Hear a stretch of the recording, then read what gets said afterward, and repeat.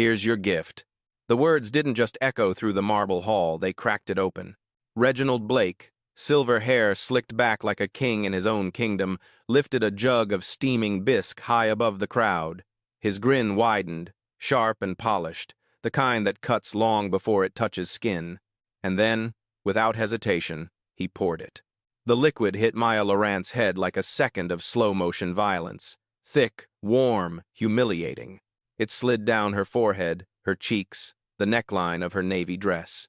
Behind them, tuxedos and ball gowns rippled with laughter, clinking glasses like this was part of the entertainment.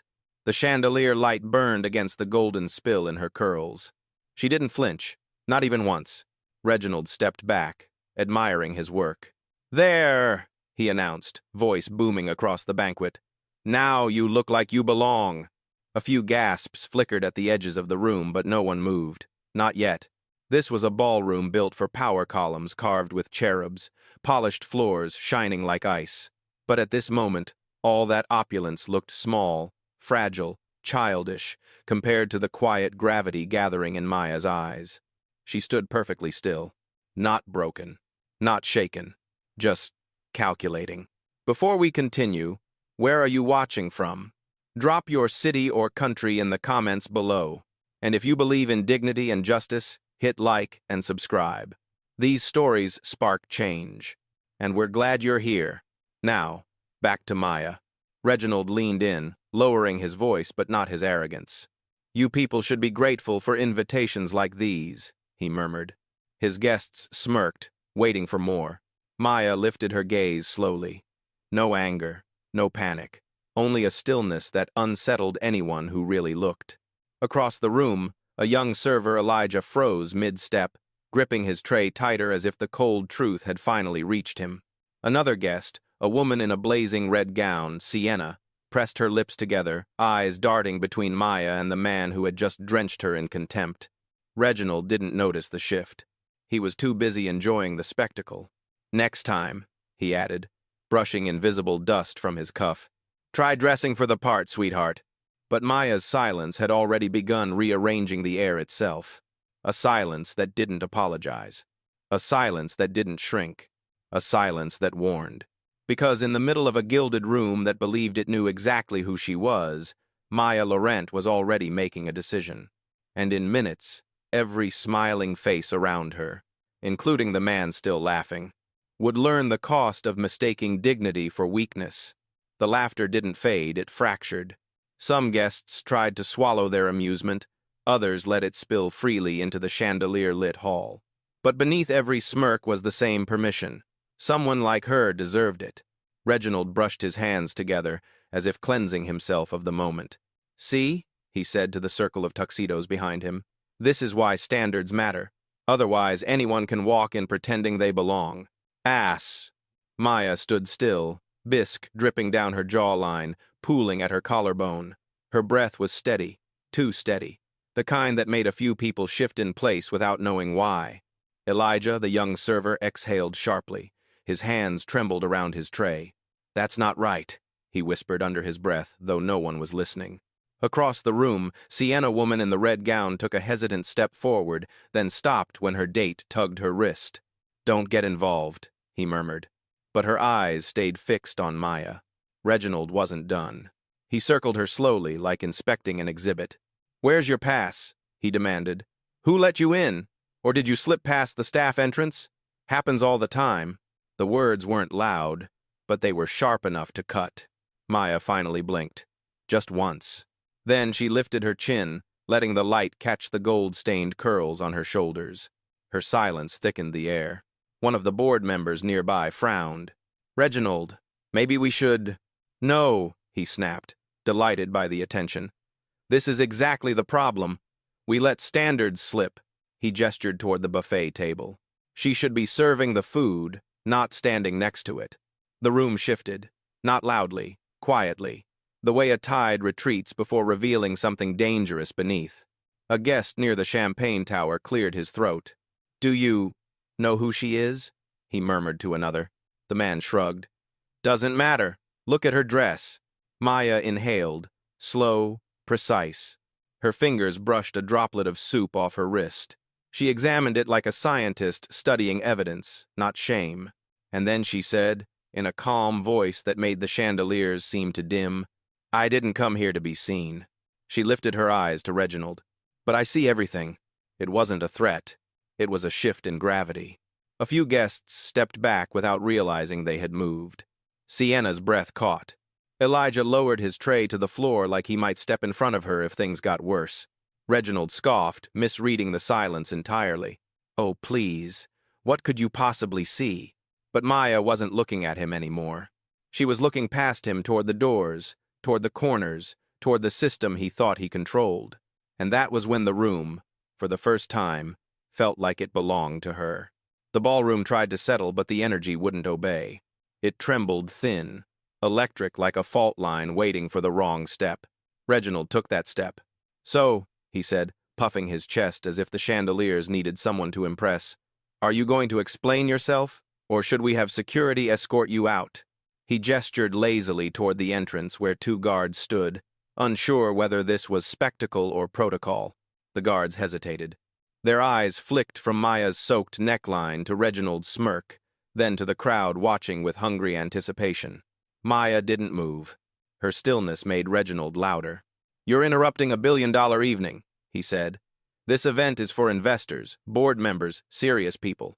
His lip curled. "Not wanderers." The word snapped something in Elijah.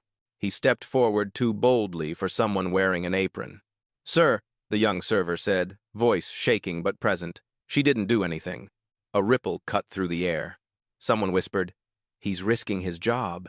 Reginald turned slowly, like swatting an insect. "And who asked you?" His voice dropped to a lethal whisper. "Pick up your tray." Elijah didn't move. Not yet. Sienna did. She slipped out of her date's grip, heels clicking against marble, as if punctuating her decision. Her voice carried farther than she intended. "Reginald, maybe you should stop. People are staring." People were more than staring. They were aligning. Reginald laughed, loud enough for the orchestra to hear across the room. "Let them stare. They'll forget in an hour. Power does that." Then he turned to Maya again. "And you, what exactly do you think you're seeing?" Maya lowered her gaze for the first time, but not in submission. In memory. For a flicker, the ballroom dissolved.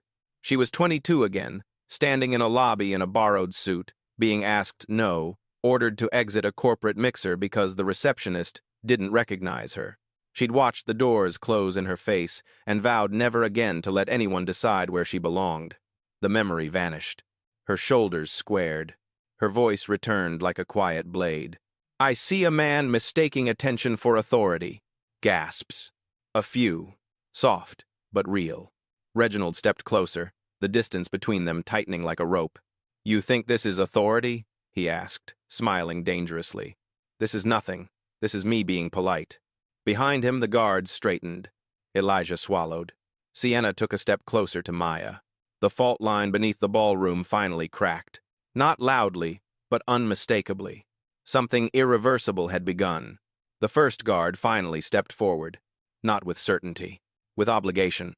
His polished shoes clicked against the marble, each step announcing the possibility of force disguised as procedure. "Sir," he said to Reginald, "do you want us to remove her?" The question hung there, foul and heavy. Reginald didn't answer immediately. He savored it, letting the silence drip the way the bisque still slid slowly down Maya's arm. Then he lifted his chin. "Yes," he said. "Get her out." Wud. The ballroom stirred. A few guests straightened their posture, eager for spectacle.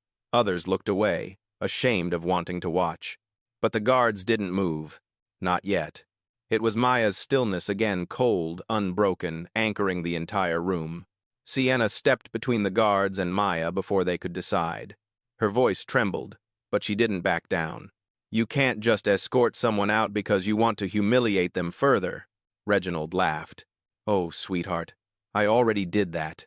He gestured to the streaks of bisque on Maya's dress, as if it were a punchline. "And she hasn't even denied it. That says everything." Maya finally spoke. "I don't deny lies," she said quietly. "I expose them." The guard closest to her hesitated, breath faltering. Something in her tone made even the chandeliers seem to hold still. Elijah moved next. He placed his tray on a nearby table, hands shaking but determined. "Sir, with respect, I saw her invite. She came in through the front with the other VIP guests. She didn't sneak in. She didn't do anything wrong." A murmur, a shift, a tilt in the axis. Reginald's jaw tightened. "You're a server," he snapped. "You see what we tell you to see." Elijah didn't back down. "That's the problem." The crowd inhaled sharply. Something ugly flashed across Reginald's face. He took 2 steps forward too fast, too aggressive, and jabbed a finger toward Elijah. "Watch your tone," he hissed. "You want to keep this job?" Sienna's eyes widened. Others whispered. This wasn't just humiliation anymore. It was exposure. The kind people don't forget. Maya exhaled, slow as the edge of a blade leaving its sheath. "Enough," she said.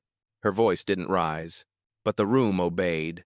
Everyone turned toward her guards, guests, even the orchestra that had begun tuning in the next hall. Maya lifted her gaze, locking onto Reginald with a calm that felt ancient. "You're not losing control because I'm here," she said softly. "You're losing control because they're finally watching." Heads turned. Eyes shifted. A boundary had been drawn, one Reginald hadn't authorized and couldn't erase.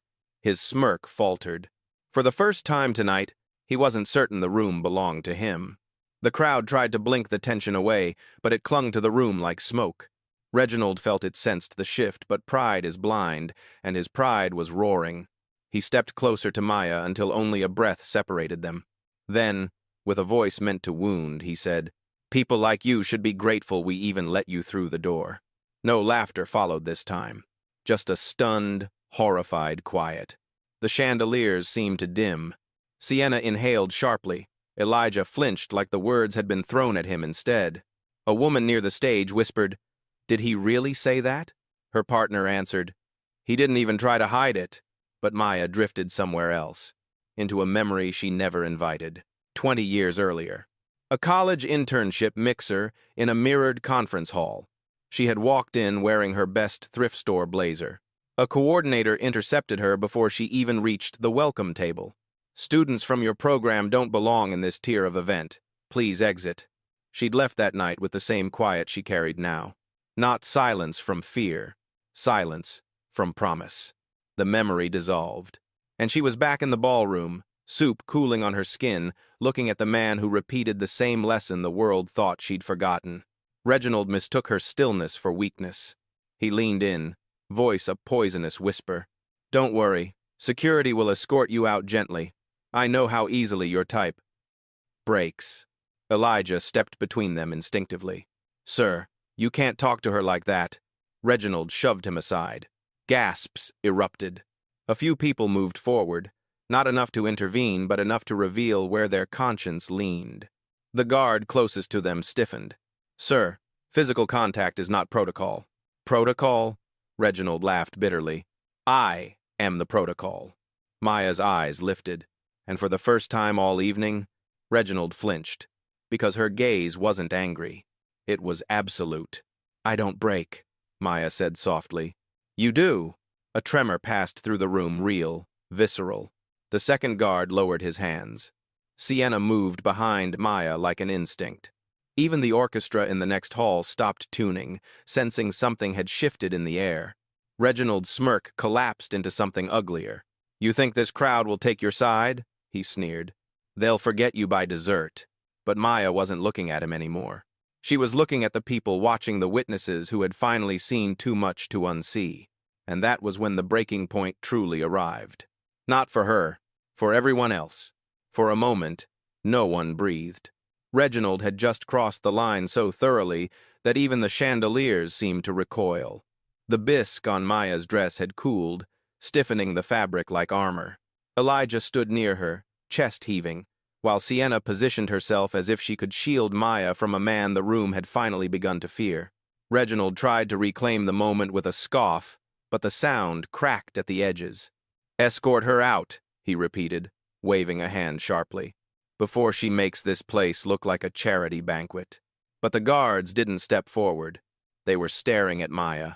Because she was moving not quickly, not angrily, but with a precision that felt dangerously deliberate. She reached into her clutch, wiped her fingers clean of bisque, and pulled out a phone.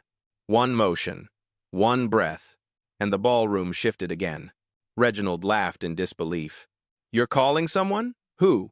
A friend? Your ride home?" Maya lifted the phone to her ear, her voice low and controlled. "Carla," she said. "Begin the sequence." The room froze. Carla. The name alone made two board members stiffen. On the other end, a calm voice responded instantly. "Protocol 12, Miss Laurent?" "Yes," Maya said. "Start now." A few guests exchanged glances. "Protocol 12?" Reginald blinked, confused but refusing to show it. "Oh, look at that. She has a code word. How adorable." But the guards heard it, and they stepped back. Board member Halden, gray suit, sharper eyes, took a slow step toward Reginald. "Did she just say Protocol 12? He whispered. Reginald shrugged, dismissive. "So what?" Halden swallowed. "You have no idea what you just triggered." The ballroom screen's quiet and decorative moments before glitched. Not fully, just a flicker. Enough for people to inhale. Maya lowered the phone. "Everything that's been said tonight," she murmured, "is being logged and transmitted." Reginald's smile faltered. "To whom?" Maya met his eyes for the first time with intent. "To the people who actually run this company." A gasp tremored through the room. Not loud. Not dramatic. Just certain. Sienna's hand flew to her mouth. Elijah stepped even closer to Maya, no longer out of fear, but allegiance. Reginald's posture faltered, a single crack splitting through the granite of his arrogance.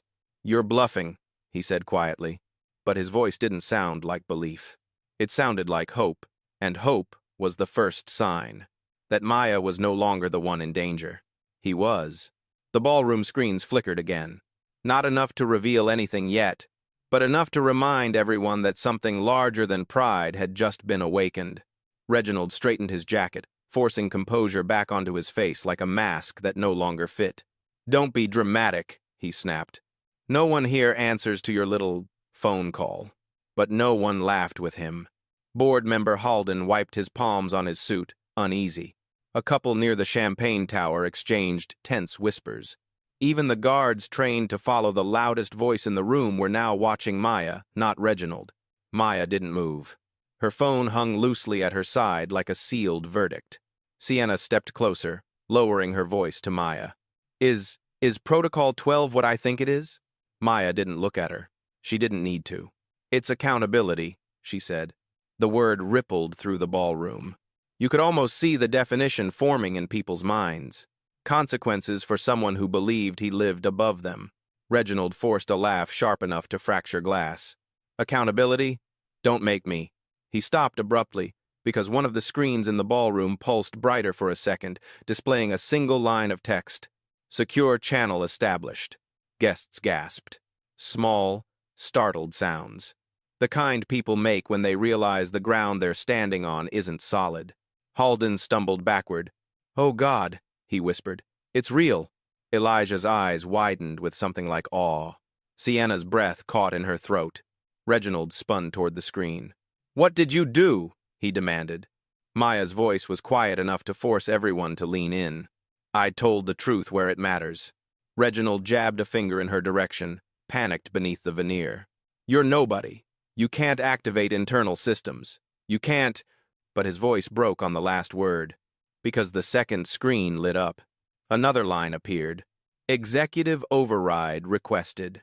Someone gasped. Someone else whispered, "Only sea-level access can trigger that." Sienna stared at Maya, speechless. Elijah nearly dropped his tray. Reginald took a step back. The first backward step he had taken all evening. "This is a prank," he muttered. "It has to be. You don't have authority. You don't have the clearance. You don't—" Maya finally lifted her eyes to meet his. "I have everything I need." Her voice wasn't loud. It wasn't sharp, but it carried the weight of someone who no longer needed the room to believe her. The room believed anyway. Reginald's face drained of color. For the first time tonight, power remembered who she was, even if he still didn't. But he was about to. The ballroom screens brightened again. Slowly this time, deliberately, like an eye-opening. A hush swept through the hall, not imposed but involuntary. Even the orchestra in the next room froze mid-tuning, sensing the shift. Reginald felt it too. He tried to swallow, but pride clogged the path. "This is insane," he barked. "Shut that thing off." But the technician near the AV booth lifted his hands. "It's not us," he stammered.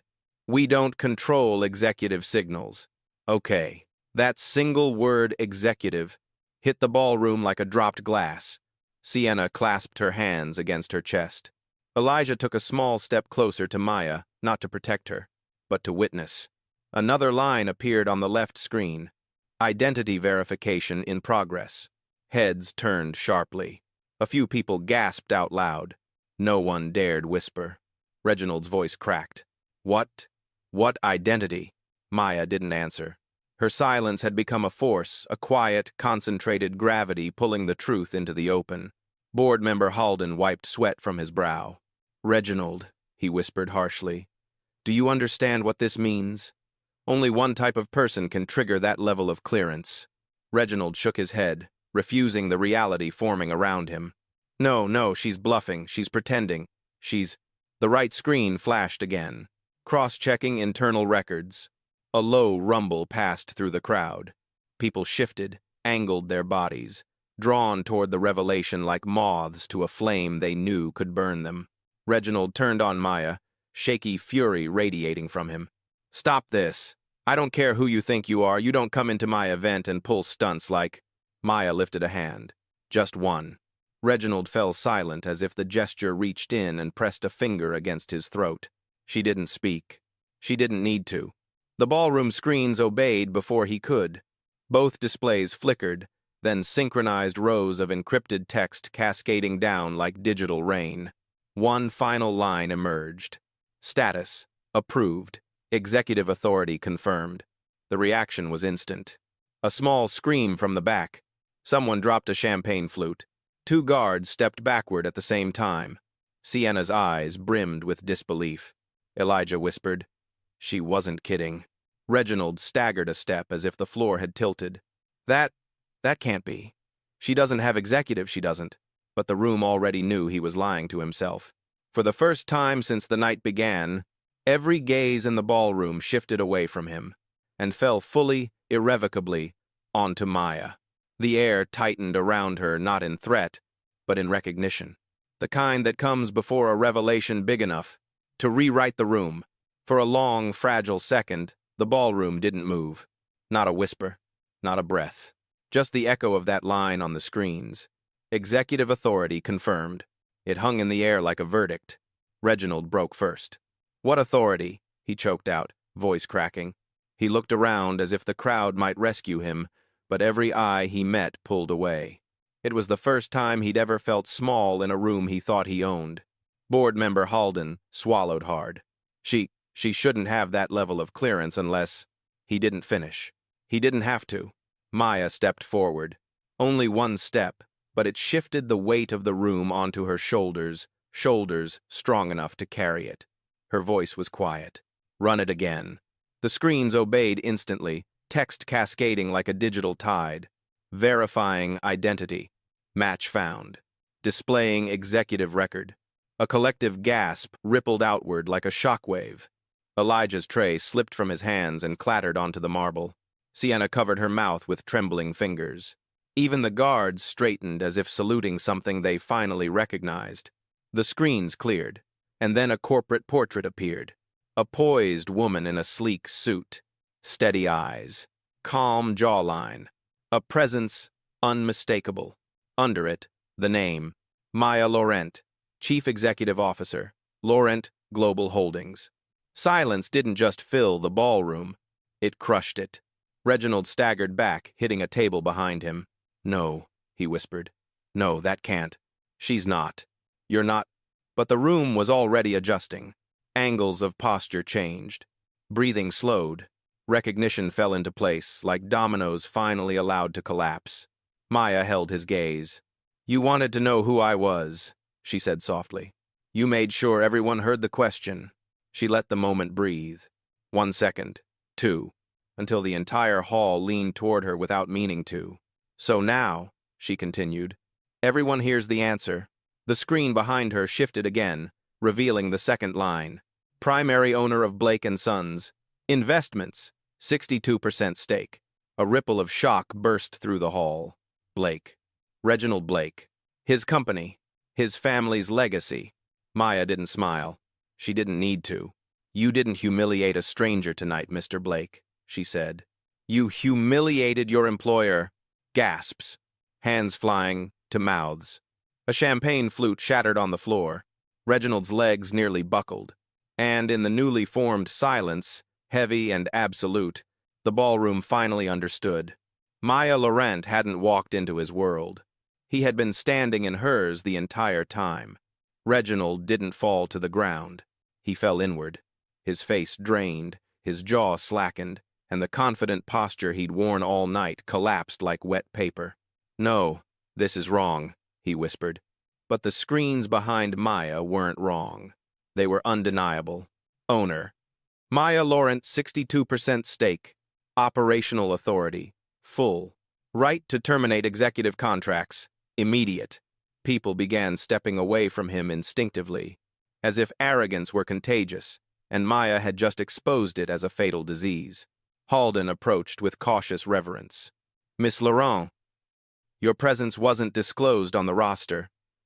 We had no idea. You weren't meant to, Maya replied. I needed the truth unfiltered. A murmur rippled through the crowd. The implications settled like dust after an explosion. Reginald's mouth twisted, searching for a lie strong enough to save him. This is a setup, a trick. You provoked me. Maya raised a hand, and the words died on his tongue. Mr. Blake, she said, you poured soup on your employer in front of 200 witnesses. You called her people like you. You shoved a staff member, and you attempted to remove me from an event my company paid for. Each sentence dropped like a stone. Elijah lowered his head, but pride glimmered in his eyes. Sienna exhaled shakily, her shoulders slumping in relief and vindication. Reginald tried again, voice cracking. You can't fire me like this. Not here. Not. Maya tapped her phone. Carla, she said calmly, execute termination of Reginald Blake's contract. Freeze all access. Initiate legal review on tonight's incident. Distribute board notifications. The ballroom screens responded instantly. Termination processed. Access disabled. Badge revoked. Reginald stumbled backward as if the words themselves had shoved him. My badge. He reached for his jacket pocket. The badge inside emitted a sharp beep, then glowed red. Gasps erupted. Someone whispered, He's out. Another whispered, She did it without raising her voice. Maya stepped closer, her presence controlled, unwavering. You weren't undone by me, she said softly. You were undone by the way you treat people you think don't matter. Reginald opened his mouth, but no sound came out. The room he once dominated was gone, reclaimed by the very woman he tried to humiliate. And as he stood there, stripped of power and pretense, he finally understood the truth. He hadn't disgraced Maya Laurent tonight. He'd exposed himself. For the first time all night, the ballroom moved with purpose, not toward Maya, but away from Reginald. It started with a single step. Halden backed up, smoothing his suit as though proximity to Reginald might stain him. Then a couple retreated behind a pillar. Then another. Soon, a subtle ring of space formed around him. A social quarantine. Reginald spun, panicked. What are you doing? You all know me. I've led this company for... A woman near the stage cut him off, her voice trembling with outrage. You led it into lawsuits and scandals we kept quiet, and now we see why. Another voice joined from the right. You humiliated someone you thought was beneath you. In public, at an event honoring equity and partnership. Murmurs swelled, no longer whispers. A tide turning. Reginald pointed wildly at Maya. She set me up. You don't know what she's capable of. With rouse. Sienna stepped forward, fire finally carving a place into her voice. We know exactly what she's capable of, she said. She stayed silent while you mocked her. She stayed calm while you grabbed people, and she never once lowered herself to your level. Elijah took a breath and stepped beside her. No apron, No tray, just resolve. "I saw everything," he said. She walked in respectfully. "You targeted her. You escalated. And now you're scared because she didn't give you the reaction you wanted." The guards nodded, shifting their stance, not protective of Reginald anymore, but neutral, waiting for Maya's direction. The screens behind her brightened again, confirming the earlier actions. Termination complete. Access locked. Board notified. A hum of awe washed over the room. Maya didn't step forward. She simply existed, and the room recalibrated around her. Reginald staggered backward, palms open as if pleading with the chandeliers. "You're all fools. My family built this company." "She doesn't understand." He froze. Because the crowd was no longer looking at him. They were looking through him. At Maya. Sienna bowed her head toward Maya, almost instinctively. "Miss Laurent," she said softly, "is there anything you need from us?" Maya's gaze swept the room. The humiliation she'd endured still shimmered down her dress, but her presence rose above it, unshaken, absolute. She spoke quietly. "You've all seen who he is. Now decide who you want to be." It wasn't a command. It was a mirror. The guests straightened. Some nodded. Some stepped closer to her. And Reginald Blake, once untouchable, watched the crowd shift into an army he could no longer claim. His downfall wasn't loud. It wasn't dramatic. It was collective. And it was final. The ballroom, once roaring with ego and champagne, had fallen into a reverent hush. Reginald stood alone in the center of it, small, hollowed, stripped of the power he'd worn like armor. His badge, still glowing red in his palm, pulsed like a wound. Maya stepped forward. Not to gloat, not to tower. Just to be seen clearly by the people who had witnessed her humiliation and her rise. Each footstep echoed against the marble, steady as a heartbeat returning to rhythm. Guests parted instinctively, creating a path as if she were the only person in the room permitted to move with purpose. When she stopped in front of Reginald, he couldn't lift his eyes. "Look at me," she said gently. It wasn't a command. It was an invitation. He lifted his face, broken pride, trembling breath, the shine of a man finally confronted by the truth of himself. "You asked who I was," Maya continued. "You tried to decide who I could be? 848. Her voice wrapped around the room like velvet over steel. "But who we are is never determined by the people who try to diminish us." A few guests exhaled shakily. Someone wiped a tear. Even the guards stood a little straighter. Maya glanced at the scattered laughter that had died hours ago, the golden bisque still drying on her dress, the shattered glass near the buffet, the evidence of cruelty and consequence etched into the walls. "This wasn't about a dress," she said softly. "It wasn't about an event." Her gaze lifted to the crowd. "It was about dignity, mine and yours." Silence thickened the air. She turned back to Reginald. "You weren't undone by an executive override," she said. "You were undone by your contempt." And for the briefest moment, the room felt the weight of every time someone like Maya had been dismissed, doubted, diminished. She stepped away from him, speaking louder now, not shouting, just allowing her voice to fill the hall. "Let tonight be the last time silence is mistaken for submission." The chandeliers glowed warmer, as if agreeing. "I didn't come here to raise my voice." She paused, letting every gaze meet her. "I came here to raise the standard." A wave moved through the crowd, quiet awe, slow nods, shoulders straightening as if they had inherited a new responsibility. Maya turned toward the exit. Elijah stepped aside respectfully. Sienna placed a hand over her heart. Guests followed her with their eyes, not out of obligation but reverence. And as the doors opened, the ballroom understood a simple, indelible truth. Reginald Blake had lost a title, but Maya Laurent had defined one.